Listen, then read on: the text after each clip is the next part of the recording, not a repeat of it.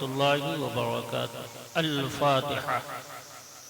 اللهم يا ذا الفضل العظيم صل على فضلك العظيم أسألك من فضلك العظيم فالله خير حافظا وهو أرحم الراحمين. وصلى الله تعالى على خير خلقه وقاسم رزقه ومظهر لطفه سيدنا ومولانا محمد وآله وأصحابه أجمعين.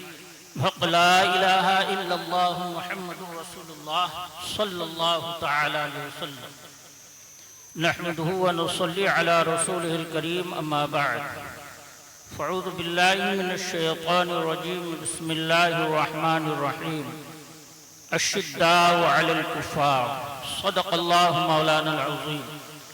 بلند آواز سے درود شریف پڑھیے. اللهم صل على سيدنا وشفيعنا ومولانا محمد معدن الجود والكرم وآله وأصحابه وبارك وسلم. صلاة وسلاما عليك يا رسول الله صلى الله تعالى عليه وسلم. حضرات، آج اتنا بڑا مجمع یہ علماء اہل سنت کا جمع غفیر اپنے اس محسن کی بارگاہ میں خراج عقیدت پیش کرنے کے لیے حاضر ہوئے ہیں، جنہوں نے مسلک و مشرب مذہب اہل سنت مسلک اعلیٰ حضرت کو ترقی ابام عروج پر پہنچایا. قابل مبارکباد ہے آپ حضرات. تھوڑی دیر آپ حضرات تشریف رکھیے، میں مختصر بولوں گا. میں تو سمجھ رہا تھا کہ آپ حضرات ہماری زبان کو سمجھیں گے نہیں، لیکن الحمدللہ آپ حضرات بیٹھے ہیں تو تھوڑی دیر آپ بیٹھیں. یہ بہترین تقریر کرنے والے اورنگ آباد سے آپ کے خاطر تشریف لائے. شاندار تقریر ہوتی ہے ہمارے حضرت مولانا توقیر رضا اورنگ آبادی کی، اور آپ نے مصباحی صاحب سے سماعت کیا. ابھی شاعر اہل سنت سے نقیب صدا بہار منہاج صاحب سے آپ نے سماعت کیا اور سماعت کرتے رہیں گے. بس ہم آپ حضرات کو مبارکبادی پیش کرتے ہیں، اور مبارکبادی یوں پیش کرتے ہیں کہ استاذ العلماء ناشر مسلک اعلیٰ حضرت حضرت علامہ مولانا مفتی الشاہ عبدالجلیل رضی اللہ تبارک و تعالی عنہ یہ امریکہ کے رہنے والے نہیں تھے، یہ لندن کے رہنے والے نہیں تھے، یہ کئی باہر ملک کے رہنے والے نہیں تھے، یہ آپ کے پچہی شریف کے رہنے والے تھے. یہی وجہ ہے کہ آج ہمارا بہار اور ہمارا پچہی مظفرپور ہو یا سیتامڑھی مدھوبنی ہو یا ویشالی ہو یا دربھنگا ہو، وہ بزرگوں کے فیض میں اکثر خالی رہتا ہے. اس کی وجہ کیا ہے؟ اتنے بڑے حضرت پچہی شریف میں اتنے بڑے حضرت جو خلیفہ سرکار مفتی اعظم ہند ہے، یہاں کا ہر بچہ علاقہ کے جتنے علماء ہیں، جتنے خطبہ ہیں، جتنے شعراء ہیں، مفتی فخر الدین صاحب دعوت دے یا نہ دے، مفتی شرف الدین صاحب دعوت دے یا نہ دے، مولانا رستم صاحب دعوت دے یا نہ دعوت دے، یہ ہمارے مولانا عرب صاحب دعوت دے یا نہ دے، حضرت کے داماد قاری صاحب دعوت دے یا دعوت نہ دے، ایک پچہی کی سرزمین پر رہنے والے سنی قلوب مسلمانوں جو عالم ہیں، علماء ہیں، جو عوام ہیں، میں ان سے گزارش کروں گا کہ جیسے ہی آپ کے محسن کی تاریخ معلوم ہو کہ اعلیٰ حضرت کے شہزادے سرکار مفتی اعظم ہند کے خلیفہ مفتی عبدالجلیل کا عرس مقدس ہے۔ بس آپ ارادہ کر لیں کہ نہ ہم کہیں کا پروگرام دیں گے نہ ہم کہیں جائیں گے، ہمیں جانا ہے تو اپنے وقت کے پاس جانا ہے جس وقت میں ہمارے ایمان کی حفاظت کروائی۔ یہ علماء کی جو جماعت ہے، یہ علماء آپ کے ایمان کے محافظ ہیں۔ میں اسی لیے آیا، میں نے مفتی عبدالجلیل صاحب علیہ رحمہ و رضوان کے بارے میں میرے والد بزرگوار شیر بہار رضی اللہ تبارک و تعالی اکثر تذکرہ فرماتے تھے، اور یہ تو مقصود پور شریف میں جہاں شیر بہار تذکرہ فرماتے تھے وہاں جو ہمارا مرکز ہے، ہمارا نہیں پورے عالم اسلام کا مرکز ہے، وہ مرکز اے بریلی تجھ پر سارا زمانہ قربان۔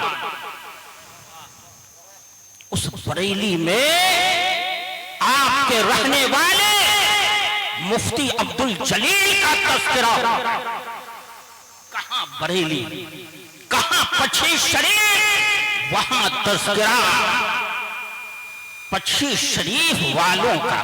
آپ کتنے خوش نصیب، کتنے آپ مقدر کے سکندر ہیں کہ بیٹھے ہیں پچھی شریف میں، اور پچھی شریف کا تذکرہ بریلی شریف میں ہو رہا ہے۔ اے بریلی میرا باب جنت ہے تو، اے بریلی میرا باب جنت ہے تو، بالیقین جلوہ گاہ اعلی حضرت ہے تو۔ سبحان اللہ، ایسی مقدس جگہ پر آپ کے حضرت کا تذکرہ ہوتا ہے۔ لہذا اے پچھی شریف کے رہنے والے سنی غیور مسلمانوں اور علاقے میں رہنے والے سنی غیور مسلمانوں، جو یاد رکھو جب بھی تمہارے محسن کے عرس کی تاریخ ہو تو آپ خود بھی تشریف لائیں اور دوسروں کو بھی تشریف لانے کی رغبت۔ جانتے ہیں مفتی عبدالجلیل صاحب کون؟ مفتی عبدالجلیل صاحب کون ہیں؟ یہ وہ ہیں کہ اعلیٰ حضرت فاضل بریلوی رضی اللہ تبارک و تعالی کا آپ تذکرہ سنتے ہیں، ان کے چھوٹے شہزادے مفتی اعظم ہند، ہم شبیہ غوث اعظم مفتی اعظم علامہ مصطفیٰ رضا خان رضی اللہ تبارک و تعالی عنہ کے شہزادے مصطفیٰ رضا خان کے آپ خلیفہ ہیں، اور سرکار مفتی اعظم ہند رضی اللہ تعالی عنہ کی خلافت، اللہ اکبر، آپ کی خلافت جیسے ہتھیلی پر رائی جمع۔ سرکار مفتی اعظم ہند کسی کو یوں ہی خلیفہ اپنا نہیں بناتے تھے جب تک کہ ان کے اندر علم و عمل، زہد و تقوی اور علم کی بلندی کرنا ہو، اس وقت تک آپ خلافت سے نہیں نواز۔ میرے والد بزرگوار شیر بہار رضی اللہ تبارک و تعالی کہ جب دستار بندی ہونے والی تھی، سرکار مفتی اعظم ہند رضی اللہ تعالی خصوصی خلافت عطا فرماتے تھے۔ میرے والد بزرگوار شیر بہار رضی اللہ تعالی عنہ کو اندر بلایا، اور بلانے کے بعد خصوصی اجازت نامہ، خلافت نامہ ہاتھ میں دیا۔ جب خواجہ علم و فن خواجہ مظفر صاحب نے دیکھا کہ مولانا اسلم صاحب کو سرکار مفتی اعظم ہند نے خلافت سے نواز کیا ہے، کہا حضرت آپ نے تو ان کو دے دیا۔ کیا کہا؟ آپ نے ان کو دے دیا اور ہم کو کہا اسلم کچھ اور ہے، تم کچھ اور ہو. لیکن جب کہا چونکہ وہ بھی خواجہ علم و فن تھے، سرکار کی نگاہیں پاک دیکھ رہی تھی کیا یہ بننے والا خواجہ ہے، لیکن کل یہ خواجہ علم و فن ہے.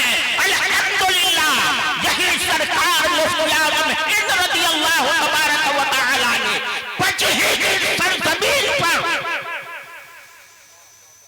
سرکار مفتی اعظم ہند نے آپ کے اس مفتی جلیل مفتی عبدالجلیل رضی اللہ تبارک و تعالی عنہ کو مرید بھی کیا اور خلافت سے بھی نوازا. سلام ہو مفتی عبدالجلیل علیہ رحمہ آپ کے علم و فضل پر. سلام ہو مفتی عبدالجلیل رضی اللہ تبارک و تعالی آپ کے زہد و تقوی پر کہ آپ کے پیر و مرشد نے آپ کے زہد و تقوی کو دیکھ کر آپ کو اجازت. کتنے خوش نصیب ہیں آپ، کتنے مقدر کہ آپ سکندر ہیں کہ آپ کے ہاں ایسی عظیم الشان شخصیت موجود. سرکار مفتی اعظم ہند رضی اللہ تعالی عنہ نے مفتی عبدالجلیل رضی اللہ تبارک و تعالی عنہ کو یوں ہی اپنا خلیفہ نہیں بنایا، بلکہ مفتی عبدالجلیل رضی اللہ تبارک و تعالی عنہ جب مراد آباد کی سرزمین پر پڑھتے تھے، وہاں پر جب آپ علم حاصل کر رہے تھے، آپ کے علم و فضل کا شہرا مراد آباد کی سرزمین پر کا چرچا ہو رہا تھا. تو ایسے وقت میں کچھ لوگوں نے مفتی عبدالجلیل رضی اللہ تبارک و تعالی عنہ سے سوال کیا، اور سوال کیا بلکہ مناظرہ کی دعوت دی کہ اگر آپ حضرت ہیں، آپ کے علم و فضل کا چرچا ہو رہا ہے، تو آپ ہم سے مناظرہ کیجئے اور بتائیے کہ آپ کے نبی کو علم غیب نہیں ہے. اس پہ آپ ہم سے مناظرہ کیجئے. کس سے کہا؟ مفتی جلیل رضی اللہ تعالی عبدالجلیل رضی اللہ تبارک و تعالی جن کا مزار مقدس سامنے آپ دیکھ رہے ہیں اور اس صحن میں آپ بیٹھے ہوئے. کہا ہم سے مناظرہ کیجئے کہ آپ کے نبی کو علم غیب نہیں ہے. اور اس نے قرآن کی آیت پڑھی، وہ یہ سمجھا کہ میں تو قرآن پڑھ رہا ہوں اور قرآن پڑھ کے میں انہیں بتاؤں گا تو یہ میری دلیل کو کاٹ نہیں سکیں گے. اس نے کہا کہ مفتی صاحب حضرات، نبی کو علم غیب نہیں ہے. دیکھیے قرآن میں اللہ نے فرمایا وَإِنَّهُ مَفَاتِحُ الْغَيْبِ لَا يَعْلَمُهَا إِلَّا هُوَ کہ علم غیب کی کنجیاں صرف اللہ ہی کو ہے. اللہ ہی کو علم غیب ہے، دوسرے کو علم غیب نہیں ہے. اس کے کہنے کے مطابق کہ ہم نے بہت بھاری بھرکم اور ہمالیہ پہاڑ سے زیادہ وزنی دلیل ان پر لا دیا ہوں، یہ میرے دلیل کو کاٹ نہیں سکیں گے. مگر انہیں معلوم ہے. تھوڑی دیر بیٹھا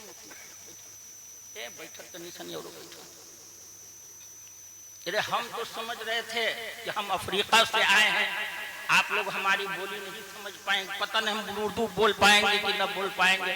لیکن الحمدللہ آپ لوگوں کا ذہن دیکھا، بیٹھتے ہوئے اس انداز سے دیکھا کہ ایسا معلوم ہوتا ہے کہ یقیناً آپ اپنے محسن کی بارگاہ میں خراج عقیدت پیش کرنے کے لیے آئے ہیں.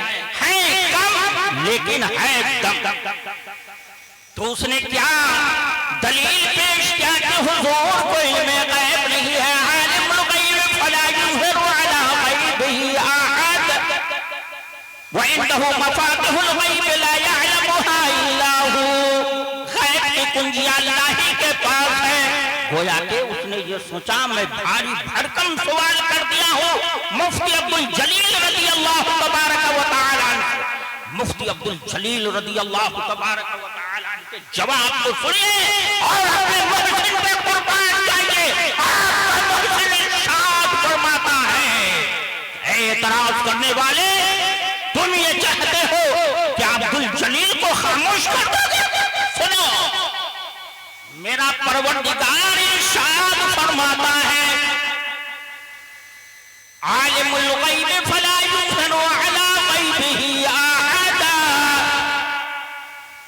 غیب کا جاننے والا غیب پر مسلط نہیں فرماتا مگر اپنے برگزیدہ رسول کو معلوم ہوا. اللہ تبارک و تعالی نے اپنے محبوب کو علم غیب عطا فرمایا. پھر آپ نے ارشاد فرمایا سنو, علم غیب کی دو قسمیں ہیں.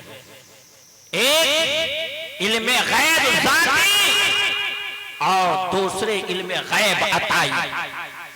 علم غیب ذاتی اللہ کے لیے ہے جس میں اس آیت کریمہ کی طرف اشارہ ہے وَعِنْدَهُ مَفَاتِحُ الْغَيْبِ لَا يَعْلَمُهَا إِلَّا هُوَ. اور علم غیب عطائی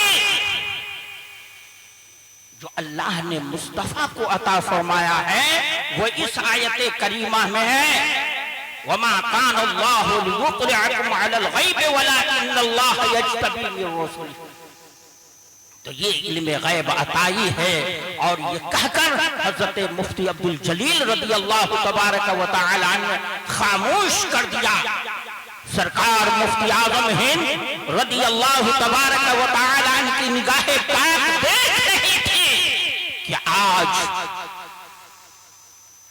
جو عبدالجلیل ہے یہی پچھلی کی سرزمین پر بیٹھ کر نبی کریم صلی اللہ تعالی علیہ وسلم کے دین کو فروغ دے گا. مسلک اعلیٰ حضرت فاضل بریلوی رضی اللہ تبارک و تعالی عنہ کے مسلک کو عام کرے گا. الحمدللہ میرا مفتی عبدالجلیل رضی اللہ تبارک و تعالی عنہ اس پہ کامیاب ہے کہ آج ان کے علم و فضل کا چرچا پورے عالم اسلام میں بج رہا ہے.